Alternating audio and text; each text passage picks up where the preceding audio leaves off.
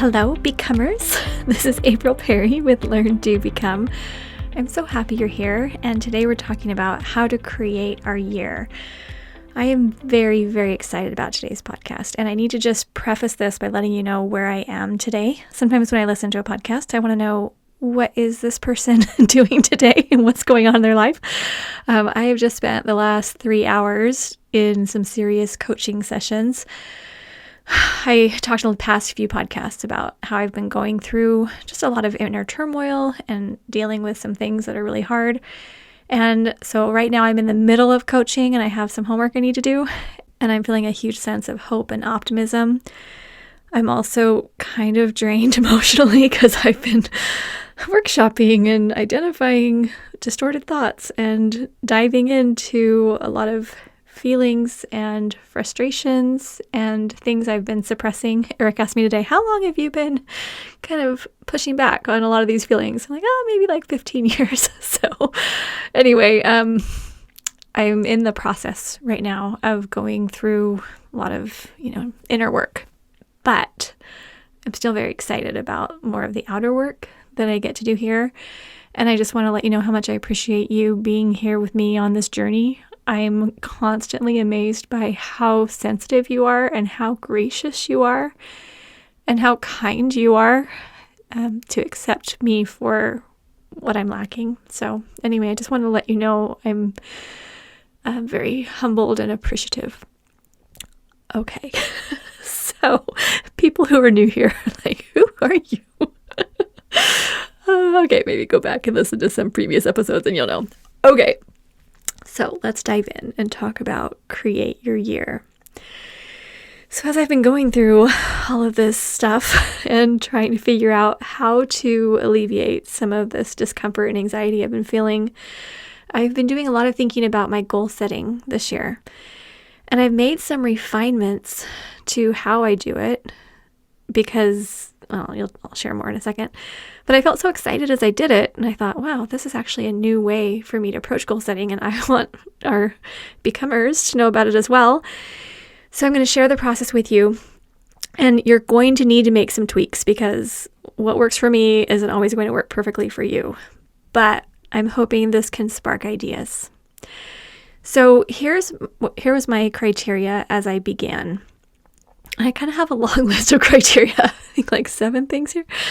Okay, I want to end the year soft, not pushing myself to get it all in before December 31st, but prioritizing rest and replenishment and relationships. I hope as you hear that, you're thinking, I want to end the year soft. I want to rest and replenish and build relationships. Okay, if that's how you're feeling, you're in the right place. I also want to prioritize my spiritual, mental, and physical health throughout the whole journey. So nothing that I'm creating this year is going to impede that spiritual, mental, and physical health. I also want to focus more on being a becomer rather than an achiever, and go back to episode 170 for more on that. I don't want to put a ton of pressure on myself or feel like I need to get out there and move beyond my strength in order for an external voice / imaginary judge / checked off list to tell me I'm successful. I want my goals to be specific enough to activate my brain, thinking about that reticular activating system that shapes how we see the world. If you've ever studied, any books like The Organized Mind or looked into things like neuroscience, we're learning all about how this reticular activating system really helps us focus on the things that will bring us the joy we're looking for or help us make connections. So I want to set goals for that reason, but I also want my goals to be flexible enough to welcome changes as needed. Because if life takes a turn, then pivoting is welcome. I personally believe that our job is to get started, and then our higher power, however you define yours, can guide our moving ships. And I want to wake up excited and go to bed content. I want that to be the norm. Okay, so here's a little bit more of the backstory. I've been seriously goal setting every year for 30 plus years. think I got my first Franklin planner back in 1991, and it has generally served me well. However, I've often found myself feeling constricted by my goals. They moved forward when I had control of my time and energy, but then what if I got sick? Or what if my family, friends, neighbors, or others in my stewardship needed extra care? Or what if an unexpected challenge came up? Or what if I decided 3 months in that I didn't even like my goals? I also discovered that I struggled to enjoy the moments because my success depended on that last checkbox being completed before the end of the year. So I needed a way to satisfy my brain's desire for progress, but that whatever the way is that I discover, it also needs to be full of grace. So as I started walking through my personal process, I thought, well, maybe everyone at Learn to Become would want a worksheet so that they can tailor this to their own needs. So if you're already on our email list, check your email the day this podcast goes live because we're sending it via email. Or you can click the link on the show notes page here. You can go to learndobecome.com/create, or the show notes here is learndobecome.com/episode 171. So you can get the worksheet either by email or through the website. All right. So assuming you're either looking at the worksheet right now or you're getting ready to look at the worksheet, I want to give a quick introduction of the framework. Today we're starting with Create Your Year, which is almost like a vision board for the year that answers a few specific questions. But then over the next 3 weeks, we're going to go through Create Your Month, then Create Your Week, and finally Create Your Day. I have this big paper that I drew all of the processes on. I made little pictures.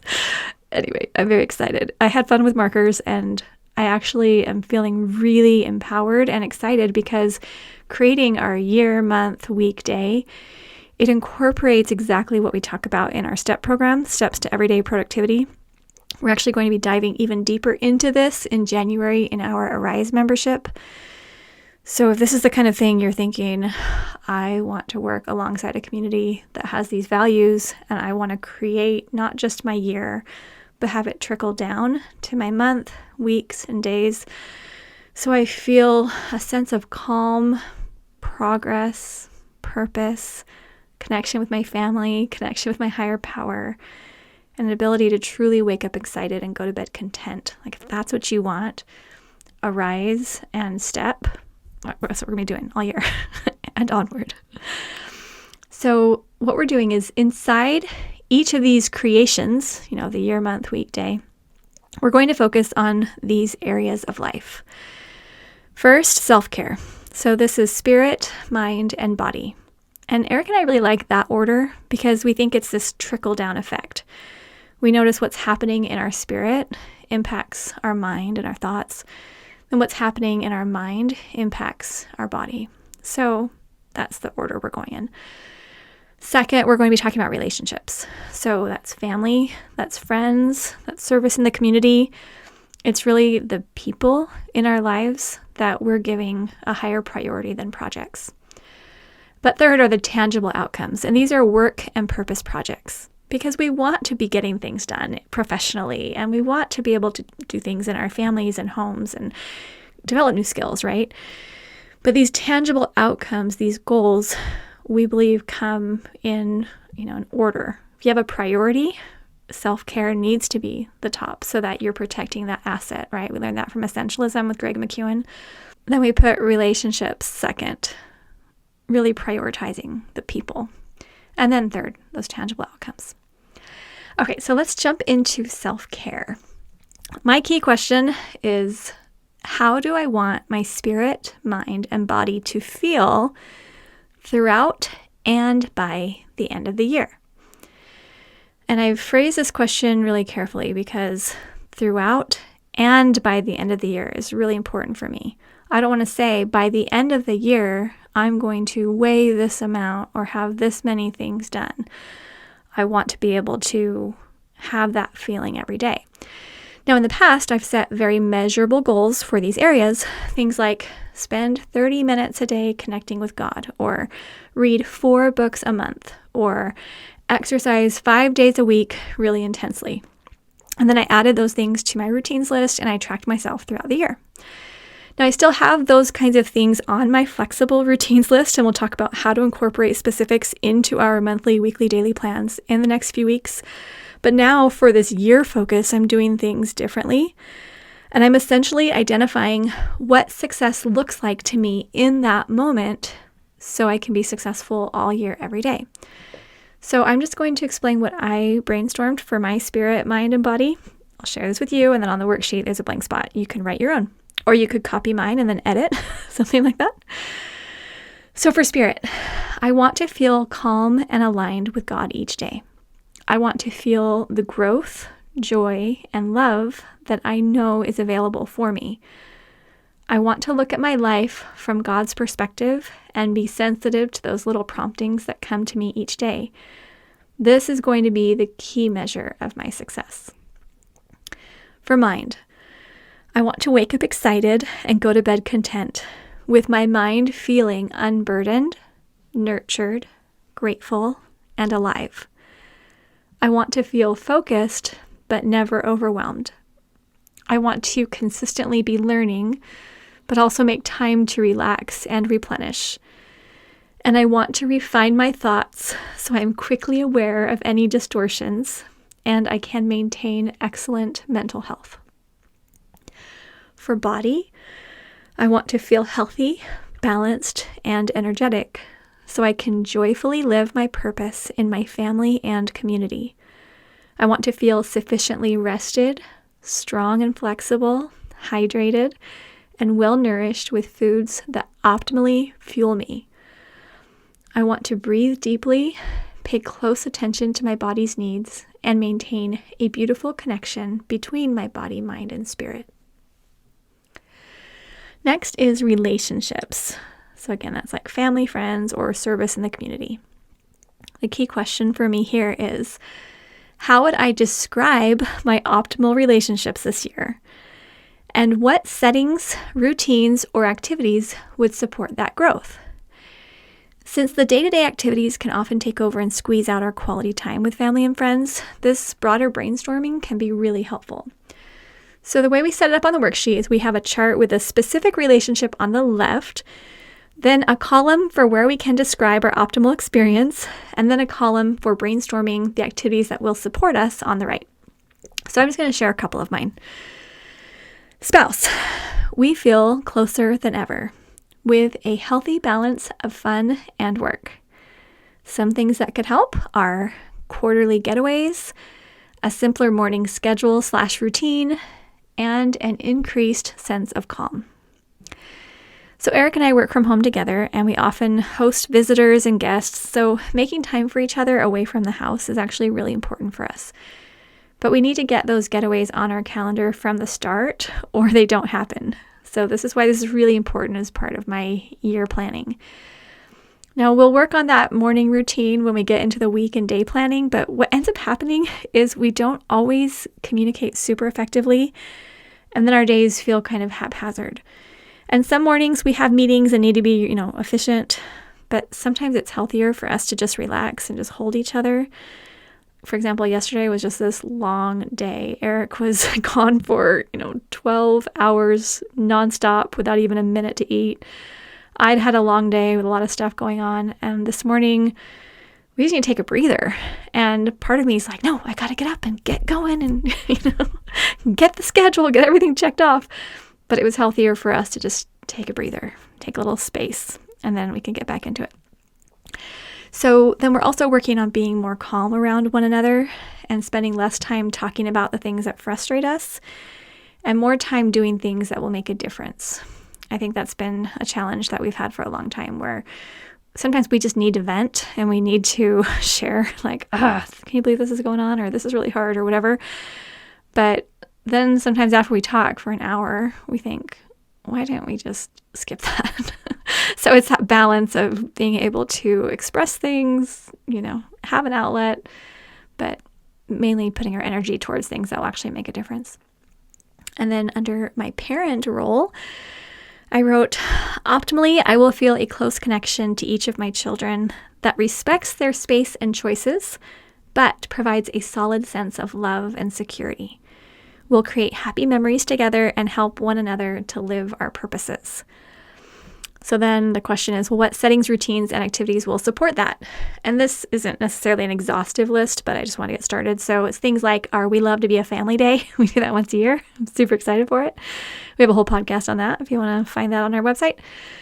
A family vacation that we are planning, our daily and weekly Facebook Messenger group. We have one set up so that we can all share funny things and pictures and stories, and that actually connects us really well.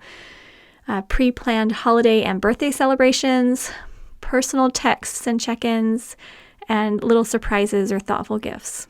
I'm not really a gift giver, but I think all of my children would appreciate something like that. So I just shared my, spouse and parenting role, but I'm also going to go through this process for my extended family, local friends, and the people with whom we serve on a local level. So finally, let's go to the tangible outcomes. That's the third final section we're going to cover. The key question here for me is, what specific outcomes could I work on in my personal and professional life that feel exciting to me, but could also be adapted to my needs and circumstances? Again, I've never asked myself a question like this when I've done goal planning, but this last little part where it says it could also be adapted to my needs and circumstances is probably one of the biggest keys for my mental health and mental strength. In the past, I've really struggled with these because I wanted to set big goals that would demand, the best in me. And I wanted to dream big and get out there and make things happen. But the problem is I often put a whole lot of pressure on myself. And then when I needed to put way more time into parenting, I don't know if any of you have had to experience that, but it's a big deal. Or when some close friends went through trauma and needed care, or when unexpected opportunities arose to make a difference in the lives of others, I found myself involved in an inner battle, basically asking the question, is it projects or people? We each have a unique value system, so you might approach this differently than I do, but because my number one measure of success is my alignment with God, I've decided that it makes sense to identify tangible outcomes that will improve my personal life and our family life, our community, etc. But if an adjustment needs to be made, that is totally okay. As long as God is good with it, I'm going to be good with it. And I don't know why I had such an emotional response as I wrote that line, as long as God is good with it, I'm going to be good with it. As I was typing that out the other morning, that hit me really in the heart, because I think I've burdened my heart for a long time thinking that if God gave me these ideas to create or build or achieve or accomplish, etc., that I was a big failure if I didn't complete them. And it's really hard to feel calm and happy if you believe that you're letting God down. And it's so hard to admit I ever felt that way. But Learn to Become is all about learning, right? And I know some of you are out there like, April, I learned this lesson so long ago. But I know you're actually probably not saying it like that because I've noticed that the people who have already learned that typically have a lot of compassion for people who are feeling it now. And so I feel really encouraged when I hear your stories, when you say things like, yeah, I used to think that too, or I used to be hard on myself too. And I'm praying for you that you'll be able to feel strong and move forward and get the rest you need. I've been getting a lot of emails like that, and I just want to thank you. I can't respond to all of them, but I just want to thank you. So here's what I'm changing right now. I still am prayerfully identifying what tangible outcomes make the most sense for me to pursue over the next year. But I'm not going to be sad if the actual outcome is different than I expected. And I know many goal-setting experts would tell me I'm just setting myself up to fail. Like, come on, April, you either make it happen or there's no point in setting the goal. Go big or go home. I've heard that my whole life. But I've tried that for a lot of years, and I've learned a couple of things that are helping me to find so much more joy in my life. And I'm sharing this with you because I hope that you can avoid some of the pain that I've put myself through, and that you can be wiser as you hear me share where I've been weak And I'm okay admitting the weaknesses because I don't expect you to get everything right at the beginning. And I'm learning how to give myself a lot more grace. So here's a couple things I've learned. One, it's way healthier to identify a range of possibilities that can satisfy our goals and desires than to just have one specific high-level achievement. And if you miss it, you missed it.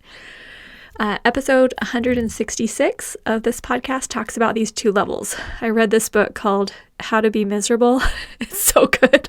Anyway, talk more about it in that episode. But in that book, as they talk about these two levels, there's a minimum level that would satisfy our desires. And then there's a maximum level that we don't actually expect to attain, and we're not particularly attached to it, but it just serves as that upper limit to guide our work. But happiness lies somewhere in the middle. And by looking at project results with that whole range of possibilities, we decrease perfectionism and we increase our joy. So in that worksheet, we're going to give you 2 columns. You're going to write down, here's, like the area, what the type of goal I want to set. And here's a minimum and here's a maximum. And I recommend the minimum be something that's so simple that it would be hard not to do it. And then the maximum be like, yeah, this would be my ideal, but you don't attach yourself to it. And I have a little example where I wrote about our backyard. We want to get kind of revamped, reorganized. Okay, second thing I've learned though, is that our higher power, and again, however you define that, can help things turn out way better than we can even imagine. For example, several years ago, early in the year, I had an experience that basically punched me in the gut. And I spent 2 days in bed, and I literally couldn't see how I could move forward with any of the goals I had set for that year. Now, you may have had an experience like that. I hear about a lot of you who share some of these, those really hard experiences. Or there might be one coming, and not to scare you, but I think we all just need to be ready, knowing things might happen. So every goal I had set that January 1st was basically null and void at the moment. And I was at a loss when I even tried to think about what I would do in the coming months. That's why I was just in bed, because I felt so depleted and so let down and so upset and so lost that if I get up and do something, what do I even do? Every goal I set doesn't matter anymore. Well, then I had a powerful conversation with Eric where he suggested an alternate course. And we prayed together and we planned together. And I can't share all the details here because they're very personal. But I will say that the new course was exactly what we needed and has been a blessing to us every single day. And I couldn't have planned it. I didn't think I was strong enough to do it. But God has the ability to take something that feels absolutely terrible and turn it into the most beautiful gift. So as I work on my tangible outcomes for the next year, I'm going to think about the updates our backyard could use and the skills I'd like to learn. And I'm going to dream about the next phases I've learned to become and step and arise. And I'm going to pray about what changes could be helpful for me and the ones I love. And I'm going to create a minimum and a maximum range I can work toward. But then, as I move forward each month and week and day, and make sure you stay tuned for the podcast over the next 3 weeks, I'm going to pay attention to that guiding hand that I believe cares even more than I do.